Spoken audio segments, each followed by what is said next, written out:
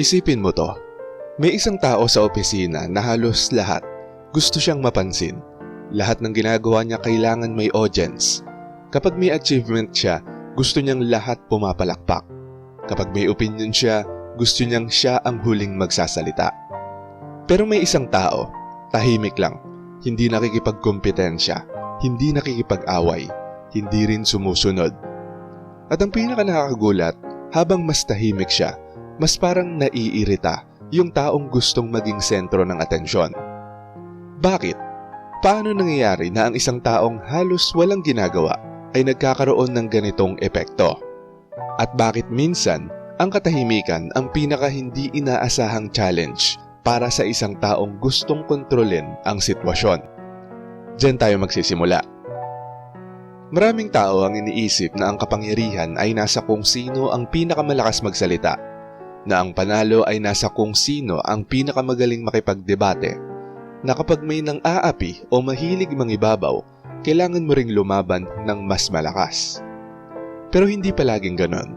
Sa totoong buhay, may mga taong hindi sumisigaw, hindi nangaaway, hindi rin mahilig magpaliwanag. Pero sila pa ang pinakamahirap galawin. At kung nakaranas ka ng magkaroon ng katrabaho, kaibigan, kamag-anak o dating partner na laging gustong siya ang masunod, mapapansin mong may isang klase ng tao na parang hindi nila mabasa. Ang introvert. Hindi dahil mas magaling sila, hindi dahil mas matalino sila, kundi dahil iba ang paraan nila ng pagharap sa mundo. At doon nagsisimulang magkaroon ng tensyon. Pero may malaking plot twist. Hindi lahat ng tahimik ay introvert at hindi lahat ng introvert ay emotionally strong. Mamaya, pag-uusapan natin kung bakit napakalaking pagkakaiba niyan. Pero bago yun, may isang simpleng ugali ang maraming introvert na hindi nila sinasadya. At yun mismo ang nagiging dahilan kung bakit nahihirapan ang mga taong gusto laging may kontrol na mabasa sila.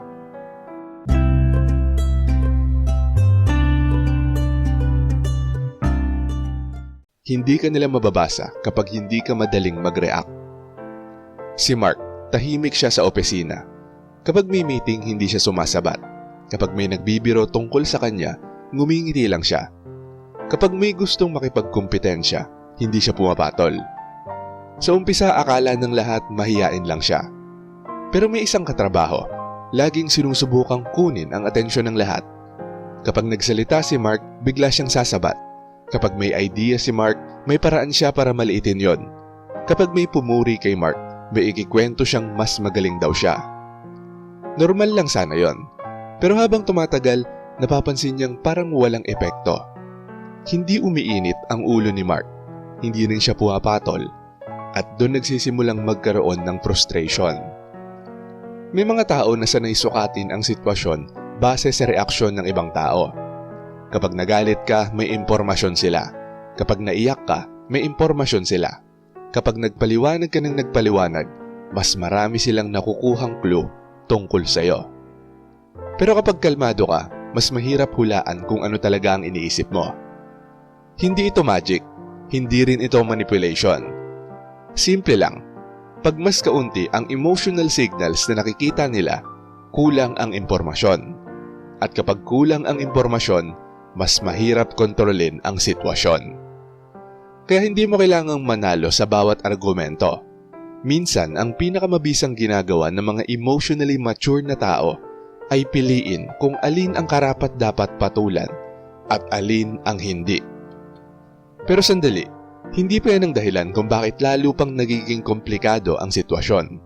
May isa pang ugali ang mga introvert na halos hindi nila napapansin. Hindi sila madaling mahatak papunta sa drama. May reunion, lahat nagkikwentuhan. May isang taong panay chismis, panay comparison. Alam mo ba yung ganito ganyan? Nakita mo ba yung ganito ganyan? Mas successful yata si ganito. Lahat excited, maliban kay Ana. Tahimik lang siyang kumakain. Minsan ngumingiti, minsan nakikinig, pero bihira siyang magdagdag ng gasolina sa usapan. At doon nagsisimula ang kakaibang eksena. Unti-unting nawawala ang momentum ng drama. Bakit? Dahil walang sumasalo. Maraming tao ang naniniwalang ang drama ay nabubuhay dahil may pasimuno. Pero ang totoo, mas nabubuhay ito dahil may audience. Kapag walang audience, unti-unti itong nawawalan ng lakas. Attention is emotional fuel. Kapag ang isang usapan ay paulit-ulit na naghahanap ng mga matinding reaksyon at wala itong makuha, natural na humihina ang momentum. Hindi dahil may nanalo, kundi dahil wala nang nagpapalakas ng cycle. Hindi lahat ng invitation ay kailangan mong tanggapin. Kasama rito ang mga invitation sa away, invitation sa chismis, o invitation sa ego competition. May mga laban na ang tunay na panalo ay ang hindi pagsali. Pero narito ang mas nakakagulat. May isang bagay na halos lahat ng mga introvert ay ginagawa. At yun ang kadalasang hindi inaasahan ng mga taong gustong sila ang sentro ng mundo. Komportable silang mag-isa. Ito ang bahagi na maraming tao ang hindi naiintindihan. Kapag sinabi mong introvert, akala agad ng iba mag-isa, mahiyain, walang kaibigan. Pero ang isang healthy introvert, hindi takot mag-isa. At malaking pagkakaiba yon. Halimbawa, may dalawang empleyado, parehong hindi gaanong nagsasalita. Pero kapag lunch break, yung isa pilit sumasama kahit ayaw niya. Samantalang yung isa naman masayang kumakain mag-isa habang nanonood ng video o nagbabasa. Hindi siya lonely, hindi rin siya bitter. Komportable lang talaga siya. At yun ang hindi maintindihan ng maraming tao. Kapag ang self-worth mo ay nakadepende sa validation ng ibang tao, laging mahalaga ang audience. Pero kapag kaya mong maging payapa kahit walang pumapansin, mas kaunti ang paraan para maapektuhan ang emosyon mo. Hindi ibig sabihin ito na hindi mo kailangan ng mga tao. Ibig sabihin lang, hindi doon umiikot ang buong pagkatao mo. At dito nagkakamali ang marami. Iniisip nila na kapag tahimik ang isang introvert, mahina siya. Pero minsan hindi siya tahimik dahil natatakot siya. Tahimik siya dahil wala siyang nakikitang dahilan para patunayan ang sarili niya. Napakalaking pagkakaiba nun. Kaya subukang sanayin ang sarili na maging komportable kahit sandali nang walang validation. Hindi para iwasan ng mga tao, kundi para hindi maging bihag ng opinyon ng marami. Pero kung akala mo ito na ang pinakaimportanteng dahilan, nagkakamali ka. Sa susunod na bahagi, pag-uusapan natin ang mas malalim na dahilan kung bakit may mga pagkakataong ang isang introvert ay tila imposibleng mabasa at kung bakit ang malinaw na mga boundaries at emotional maturity ang madalas nagpapahinto sa mga unhealthy power games. Doon magsisimula ang tunay na plot twist. Sa unang bahagi, napag-usapan natin kung bakit ang mga introvert ay madalas hindi madaling mabasa. Hindi dahil may secret technique sila, hindi dahil naglalaro sila ng mga mind games, kundi dahil hindi sila agad nagbibigay ng emotional reaction na inaasahan ng ibang tao. Pero ito ang mas nakakagulat. Minsan, habang mas pinipilit ng isang tao na kontrolin ng isang introvert, mas lalo lang niyang nakikita ang sarili niyang mga insecurities. At dito nagsisimula ang totoong plot twist. Hindi pala ang mga introvert ang gumagawa ng problema. Minsan ang problema ay lumalabas dahil hindi gumagana ang mga nakasanayang paraan ng pagkontrol. Ang taong hindi naghahabol ay mahirap kontrolin. May isang supervisor.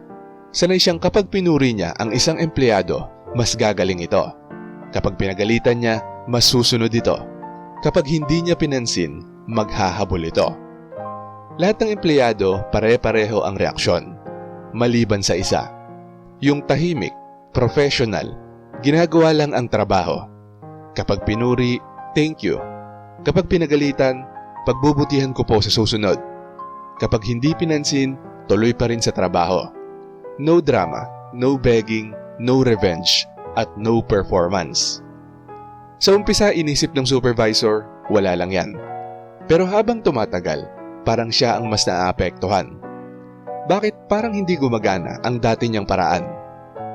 May mga relasyon sa trabaho, pamilya o personal na buhay na hindi natin namamalayan na umiikot na pala sa approval. Kapag gusto mong makuha ang approval ng isang tao, mas madali kang maimpluwensyahan. Pero kapag ang confidence mo ay hindi lang nakadepende sa validation nila, mas mahirap kang ilagay sa emotional roller coaster. Hindi ito pagiging matigas, hindi rin ito pagiging walang pakialam. Ito ay emotional stability. Magandang tanungin ang sarili, may ginagawa ba ako dahil gusto ko talaga? O dahil natatakot lang akong hindi mabigyan ng approval? Napakalaking pagkakaiba niyan. Pero sandali, may isang ugali ang maraming introvert na madalas na pagkakamalang pagiging mahina. Pero ang totoo, isa pala itong napakalakas na anyo ng self-control. Hindi lahat ng katahimikan ay pagkatalo. Naalala mo ba nung high school? May kaklasing mahilig mang-asar. Kapag may napikon, tuloy-tuloy ang pang-aasar. Kapag may umiyak, mas lalo niyang inuulit. Pero may isang kaklase, hindi pumapatol, hindi rin ngumingiti ng pilit, hindi rin nakikipag-away. Simple lang, tuloy ang buhay. Pagkaraan ng ilang linggo, napansin mo, parang nagsawa yung bully. Hindi dahil natalo siya, kundi dahil wala na yung gusto niyang nakukuhang reaksyon. Maraming tao ang naniniwalang ang lakas ay laging maingay. Pero sa psychology, may mga pagkakataong ang pinakamalakas na response ay ang hindi agad magbigay ng response. Kapag emosyon ang nagmaneho sa bawat kilos natin, madali tayong hulaan. Pero kapag marunong kang huminto, mag-isip at pumili ng tamang oras, mas nagiging intentional ang bawat aksyon mo. Hindi ibig sabihin nito na tatahimik ka habang buhay. Ibig sabihin lang, ikaw ang pipili kung kailan ka magsasalita, hindi ang emosyon. Bago sumagot sa isang mainit na sitwasyon, subukang magtanong muna, kailangan ba talaga nito ng sagot ngayon? Minsan, ang ilang minutong paghihintay ay makakaiwas sa ilang taong pagsisisi. Pero narito ang bahaging bihirang pag-usapan. May dahilan kung bakit maraming emotionally manipulative na tao ang nahihirapang tanggapin ang simpleng salitang hindi. Boundaries, ang bagay na pinakamahirap respetuhin ng mga taong gustong kontrolin ang lahat. Imaginein mo si Claire, palagi siyang inaaya sa mga lakad. Nung una lagi siyang sumasama, kahit pagod, kahit ayaw, kahit kailangan na niyang magpahinga. Hanggang isang araw nagbago siya. Kapag pagod, sinasabi niya ng maayos, "Pass muna ako." Walang mahabang explanation, walang drama, walang guilt trip sa sarili. Sa umpisa nagulat ang mga tao. May ilan pang nagsabing, "Ang yabang mo naman, dati hindi ka ganyan, nagbago ka na." At doon mo makikita, hindi lahat ng tumututol sa mga boundaries mo ay tutol dahil mali ang mga boundaries mo. Minsan, tutol sila dahil nasanay silang wala kang boundaries. Healthy boundaries are not walls. They are doors with locks. Hindi ibig sabihin na ayaw mo na sa mga tao. Ibig sabihin lang may respeto ka rin sa oras, enerhiya at emotional health mo. Kapag hindi sanay ang isang tao sa salitang hindi, maaari niya itong personalin. Pero ang totoo, ang boundary ay hindi pag-atake. Isa itong malinaw na limitasyon. Hindi mo kailangang magbigay ng 10 pahinang paliwanag sa bawat desisyon mo. Ang pagiging magalang ay hindi nangangahulugang obligado kang sumang-ayon palagi. At ngayon baka iniisip ng ilan, so ibig sabihin panalo lagi ang mga introvert? Hindi. At ito ang pinakamahalagang paalala. May mga introvert din na madaling mamanipulate. May mga extrovert din na napakataas ng emotional intelligence. Ang pinagkaiba, hindi introversion, hindi extroversion, kundi emotional maturity. Kapag ang isang introvert ay kulang sa mga boundaries, madali rin siyang maubos. Kapag ang isang extrovert ay may mataas na self-awareness, napakahusay din niyang humawak ng mga mahihirap na sitwasyon. Kaya hindi personality type ang tunay na sukatan. Character ang mas mahalaga. Pero kung may isang insight na dapat mong tandaan, nasa susunod na bahagi yon. Doon natin pag-uusapan ang pinaka-importanting punto. Bakit ang tunay na panalo laban sa unhealthy manipulation ay hindi ang paghihiganti, kundi ang pagkawala ng pangangailangang patunayan ang sarili.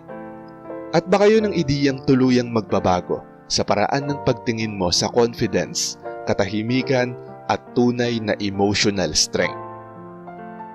Ang pinakamalaking pagkatalo ng isang taong gustong kontrolin ng iba ay kapag hindi na umiikot ang buhay mo sa opinyon niya. Huminga ka sandali. Balikan natin ang lahat ng napag-usapan. Tahimik, hindi palaaway, hindi mahilig makipagkompetensya, may mga boundaries, komportable sa katahimikan. Sa unang tingin parang ordinaryong ugali lang ang mga ito. Pero kapag pinagsama-sama mo, ito ay nagiging isang klase ng emotional strength na hindi madaling maunawaan ng mga taong sanay na kontrolado ang lahat ng nasa paligid nila. At dito pumapasok ang pinakamalaking plot twist ng buong video. Maraming tao ang naniniwalang ang tunay na lakas ay ang kakayahang talunin ang kalaban. Pero sa totoong buhay, ang mas mahirap gawin ay ang umabot sa puntong hindi mo na kailangang may matalo at may manalo.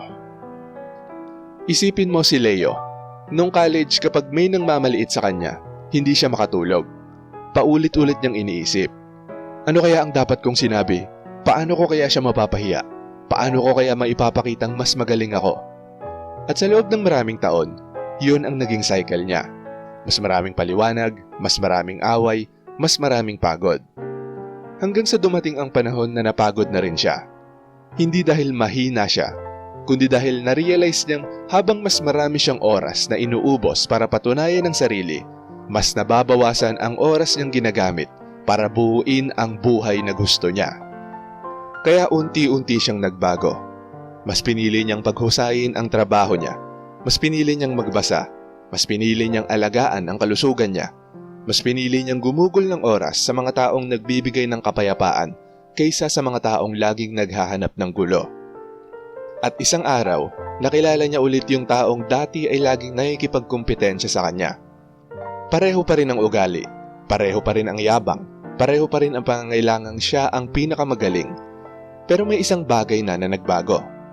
Si Leo, hindi na siya naiinis, hindi na siya nagmamadaling sumagot, hindi na siya naghahanap ng paraan para gumanti. Hindi dahil natalo niya na ang taong yon, kundi dahil hindi na yon ang sentro ng buhay niya. At minsan yan ang pinakamalaking pagbabago na pwedeng mangyari sa isang tao.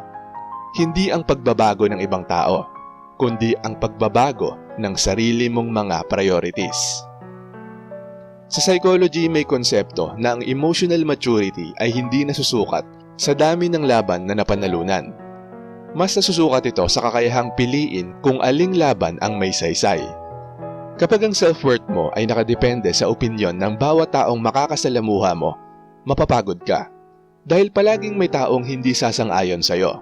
Palaging may taong manghuhusga. Palaging may taong magmamalaki. At kung bawat isa sa kanila ay bibigyan mo ng espasyo sa isip mo, mauubos ang enerhiya mo bago pa man matapos ang araw.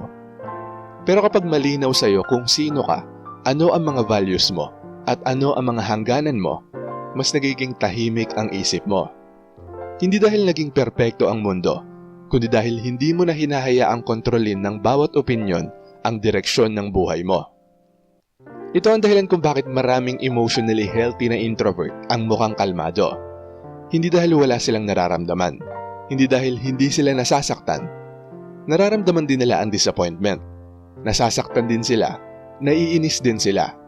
Ang kaibahan lang, hindi lahat ng emosyon ay kailangan nilang gawing aksyon. Marunong silang mag-pause, marunong silang mag-reflect, at marunong silang pumili. At yun ang skill na pwedeng matutunan ng kahit introvert o extrovert. Kaya sa susunod na may taong gustong hilahin ka sa walang katapusang argumento, tanungin mo muna ang sarili mo. Makakatulong ba ito sa future ko? May mababago ba talaga? O sinusubukan lang akong hilahin sa isang cycle na paulit-ulit lang? Minsan ang pinakamagandang sagot ay hindi ang pinakamabilis. Minsan, ito ang pinakamalinaw. At kung kailangan mong magsalita, magsalita ka ng may respeto. Kung kailangan mong tumanggi, tumanggi ka ng maayos. At kung kailangan mong lumayo, lumayo ka ng walang galit. Dahil ang tunay na confidence ay hindi kailangang laging maingay. Sa huli, ang video na to ay hindi tungkol sa kung paano talunin ang isang narcissist. Hindi rin ito tungkol sa pagiging tahimik para lang may mapatunayan. Mas malaki pa roon ang mensahe. Kapag ang kapayapaan ng isip mo ay nakadepende sa pag-aproba ng ibang tao, madali kang mapapagod. Pero kapag natutunan mong kilalanin ng sarili mo, maglagay ng mga healthy boundaries, at piliin ang mga laban na talagang mahalaga, unti-unti mong mararamdaman ang isang uri ng kalayaan na hindi kayang ibigay ng validation ng iba. Hindi lahat ng maingay ay malakas, at hindi lahat ng tahimik ay mahina. Minsan, ang pinakamatatag na tao sa isang silid ay yung hindi kailangang maging sentro ng atensyon para malaman ang tunay niyang halaga. Kung may bahagi ng video na to na pinakatumama sa'yo o may sarili kang karanasan tungkol sa kung paano nakatulong ang healthy boundaries, emotional maturity o katahimikan sa isang mahirap na sitwasyon, ishare mo naman ang kwento mo sa comment section. Baka ang experience mo ang maging dahilan para may ibang taong makahanap ng lakas, pag-asa at mas malinaw na direksyon sa sarili nilang buhay. Shoutout sa mga nanood ng advantage ang suplado image ng mga introvert. Shoutout kay Marie the Lightworker. Sabi niya, "Good evening po Sir AP. Napakaganda ng episode na to at nakarelate ako. Yes, first impression sa akin ng mga tao ay suplada ako. Pero sa mga nakakakilala sa akin ng tunay, sinasabi nilang kalug ako. Depende nga sa vibes ko. Sa pagiging suplada, mas pinipili naming obserbahan ng paligid kaysa magsalita ng madalas. Nakukuha namin ang detalyadong impormasyon at nakakabuo ng mas malalim na solusyon sa mga problema. Maging kalmado lang. Maraming salamat po Sir AP at God bless always." Sabi naman ni Roland Lipasana, "Sobrang relatable sir. Salamat sa iyo Sir AP. Dahil sa iyo sobrang lumalalim ang personality ko. Ang dami ko nang natutunan sa sarili ko dahil sa mga content mo. Wow, super wow." At ayon naman kay Kajit Warrior, "Yup, ganyan din ako hehe. Akala ng karamihan ay suplado ako. At oo, allergic rin ako sa mga mataong puno ng mga toxic people. At napili ako sa mga tao. Ang mga taong may kwenta ang gusto kong makasama." At shoutout din kay Dennis Gotiza, Pumpkin Diamond, Chris Aligado Jr., Pax Tumulak, Glenn Adversario, Emma Rose Macabate, The Idol, Reynaldo Bruan, Ramlat, Ladislao Ablaza, Shai Desirdo, Renante Damgo, All About Mark, Cairo Den Adi, Jola Short Video, Rebecca Ogata, Mario Alipit, Mr. Pantas Shaders, Cathy, Arkitakot, Annalyn Granada, at kay Rexon Cavan Kamatis. Maraming salamat po sa panunood. Kung gusto nyo ding ma-shoutout, mabati o mabasa ang comment nyo, mag-comment lang sa latest video rito sa channel na to at pipili kami doon ng mga isi-shoutout at babasahin para sa susunod na upload. Kung nagustuhan mo ang video na to, huwag kalimutang mag-like, i-share to sa iba at mag-subscribe na kung hindi ka pa nakaka-subscribe. Maraming salamat at see you next time.